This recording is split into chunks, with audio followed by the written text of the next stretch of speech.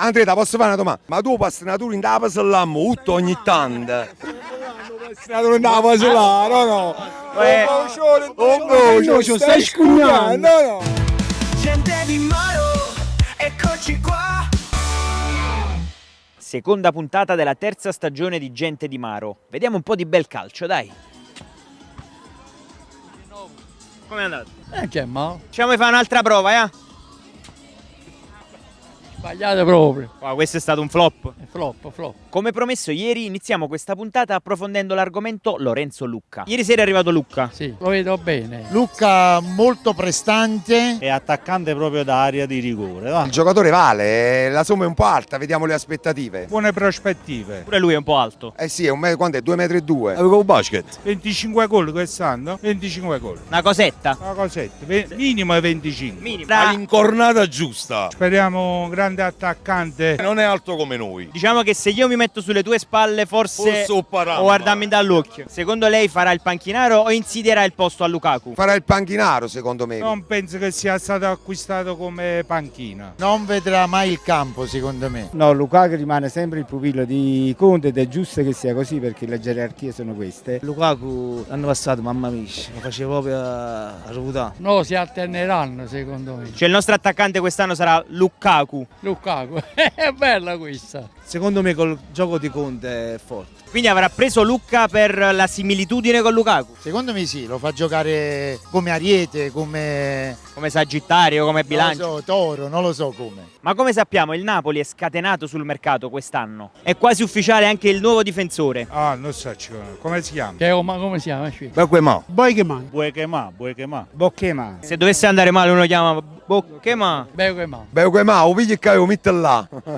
Beutema? Beutema. Sembra una crema intima per il prurito intimo. Seguo. Beukema, ottimo secondo me. Lui sarà il crack, forse toglierà il posto a Rachmani. Conte nella conferenza stampa del pomeriggio dichiara di voler difendere lo scudetto coi denti, ma i tifosi guardano ancora più lontano. Io la verità proprio le proprio una tripletta, esagerando un po', però basta lo scudetto e a Champions, pure sono contento. Siamo diventati di bocca fina, eh? E una volta che ci siamo, balliamo, no?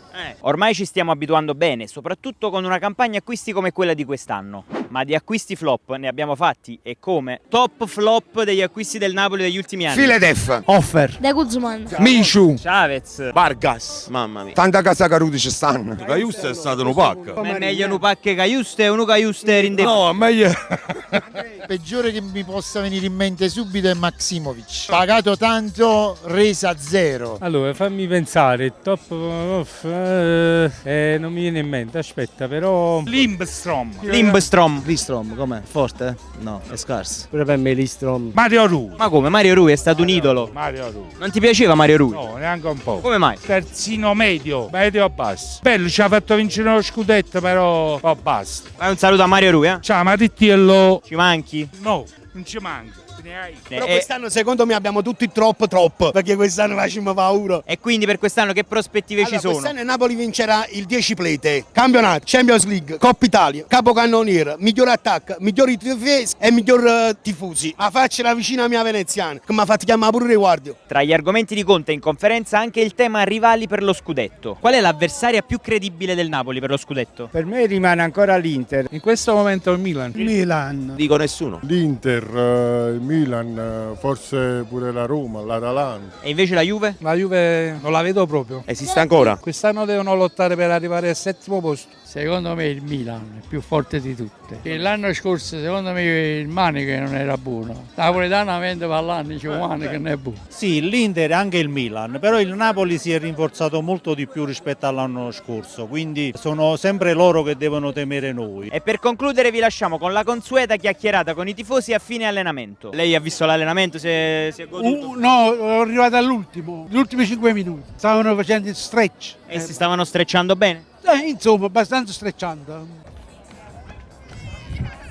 Signora, questo sì che è spirito di adattamento. Grazie, grazie. Complimenti. Ho avuto una bella idea. Fantastico. Ma dove li vendono? È a Napoli. Si inventano di tutto questi napoletani. Di tutto, dal caffè Alla pizza, alla pizza, al mandolino, al mandolino e alle sedie. Ah no, il genio, il genio. E tengono genio di inventare cose. Si deve mettere un po' in forma Kevin, no? Perché poco, chissà già quanta mozzarella si è mangiata da noi. Diciamo che sta un po' come noi,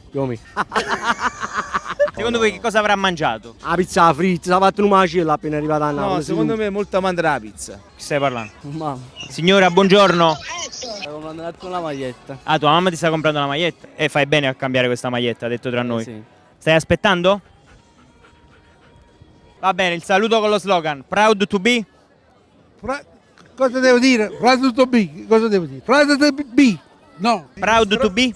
Bene, ci sta. Proud to be. E poi completi la Che frase. ne so io che cosa devo dire? E quello è lo slogan da 2 anni. L'anno scorso non sono venuto. Ah, non è venuto, era assente, era assente. Proud to be? Come? Proud to be? Proud to be? Proud to be Napoli. Ah, Proud to be Napoli. Napoli. Forza Napoli. Siamo in Germania. Venite dalla Germania? Sì, più di 40 anni che sto là. Facciamo un saluto in tedesco. Guten Morgen. Ah, così è. Good morning. Buongiorno. Che si vado imparare in Germania 40 anni? Hai voglia tu?